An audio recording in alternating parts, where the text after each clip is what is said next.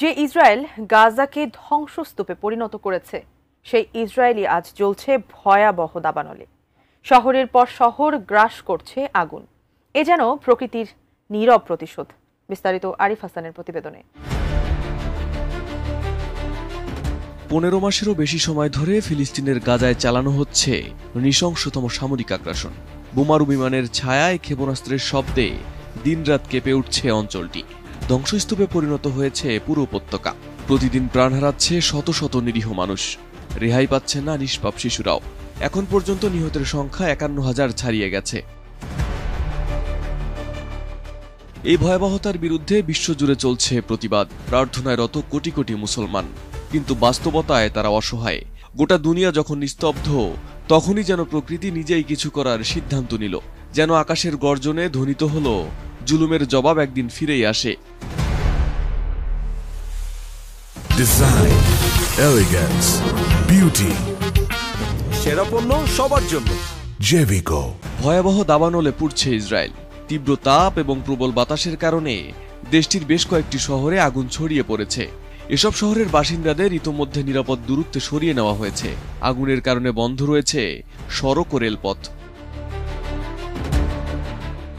আনাদোলুর প্রতিবেদনে বলা হয়, মধ্য ইসরায়েলের মোসাব তারুমের কাছে প্রথমে আগুনের সূত্রপাত হয়। তাপমাত্রা বৃদ্ধি এবং তীব্র বাতাসের কারণে তা বিভিন্ন জায়গায় ছড়িয়ে পড়ে। এরপর বেত শেমেশ শহরের বেশ কয়েকটি স্থানে আগুন লাগে। তীব্র বাতাসে আগুন বিভিন্ন শহরে ছড়িয়ে পড়ে। এক পর্যায়ে আগুন আরো ভয়াবহ আকার ধারণ করে নিয়ন্ত্রণের বাইরে চলে যায়। এছাড়াও এস্তাওল, বেইতমের এবং মেসিলাত জিয়ন শহর থেকে বাসিন্দাদের সরিয়ে নিয়েছে। ভয়াবহ আগুনের ফলে সড়কের গাড়ি চালকরা তাদের যানবাহনকে ফেলেই শহর ছাড়তে বাধ্য হন। দাবানলের স্থান থেকে 25 কিলোমিটার দূরে জেরুজালেমের আকাশও ধোঁয়ায় আচ্ছন্ন। হ্রাস পেয়েছে বাতাসের মানের স্তর। পরিস্থিতি এতটাই বেগতিক যে আগুন নেভাতে হিমশিম খাচ্ছে দমকল কর্মীরা। ইতোমধ্যে আগুন নেভাতে গিয়ে 7 জন দমকল কর্মী সহ কমপক্ষে 9 জন আহত হয়েছেন। জনসাধারণকে সাবধানতা অবলম্বন করতে এবং ক্ষতিগ্রস্ত এলাকা থেকে দূরে থাকার নির্দেশ দিয়েছে পুলিশ। দাবানল ছড়িয়ে পড়া এলাকা থেকে জেরুজালেমে যাওয়ার গুরুত্বপূর্ণ সড়ক বন্ধ করে দিয়েছেন তারা।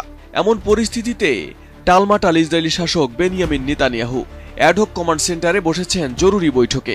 অগ্নিকাণ্ড ঠেকাতে স্থলে ও আকাশে সব শক্তি নিয়োগ করেছেন। কিন্তু প্রকৃতির এই আক্রোশ থামানো কি এত সহজ? এই দাবানল যেন অবচেতন পৃথিবীর নীরব প্রতিশোধ। মনে করিয়ে দিচ্ছে গাজার সে নিষ্পাপ শিশু ও নিরস্ত্র মানুষগুলোর কথা, যারা প্রতিদিন ইসরায়েলি আগ্রাসনের শিকার। প্রকৃতি যেন নিজেই বলছে, অত্যাচার যতই দীর্ঘ হোক, বিচার একদিন হবেই। Arif Hasan, ATN news.